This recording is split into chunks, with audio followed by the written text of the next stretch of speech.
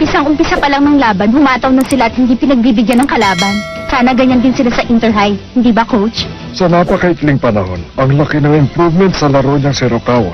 Napakagaling niya. Sigurado kung hahataw siya sa Inter-High. Wala.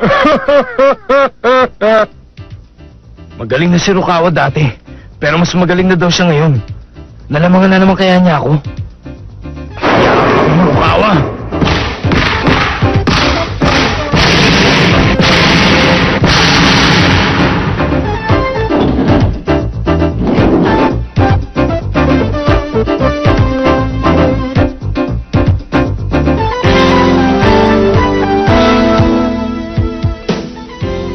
Kahit gaano kalaki improvement mo, hahabulin ka pa rin ng henyong si Sakuragi.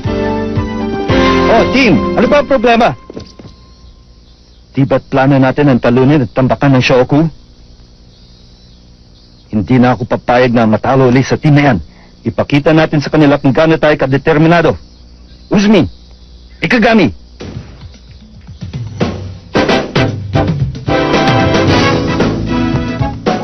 Tama ka. Umpisa na natin, Fujima. Sige na! Laban na! Shoku! Tayo na! Sa labang ito, walang makakapigil kay Rukawa. Si Sendo lang. Tsaka kailangan nandito rin si Fukuda. Nasaan na kasi si ate eh? Alam ko yun, Hikoichi. Ginagawa ko na nga ang lahat para mahanap lang si Sendo eh. Wala na tayong oras. Hindi hinto ang laban para sa atin. Basta hanapin mo si Sendo, ate. At bilis-bilisan mo. Tinatalo kami ni Rukawa dito. Aba, daig pa ang boss ko ah. Kaso nga, ang daming pwedeng puntahan ni Sendo. Para!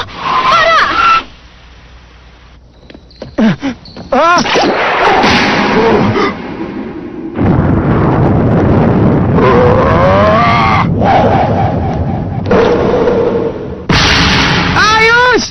Nagawa niya! Sendo! Huh? Sa wakas, natagpuan na rin kita! Huh? Siya nga pala, isa akong manunulat ng isang weekly basketball magazine. Ako si Ayoy, ate ni Hikoichi. Hikoichi? Kailangan na natin magmadali. Halika na. Ipapaliwanag ko na lang sa'yo pag nakasakay na tayo sa taxi. Tayo na! Teka, sandali. Ako na bahala dyan. Tayo na! Bakit kaya?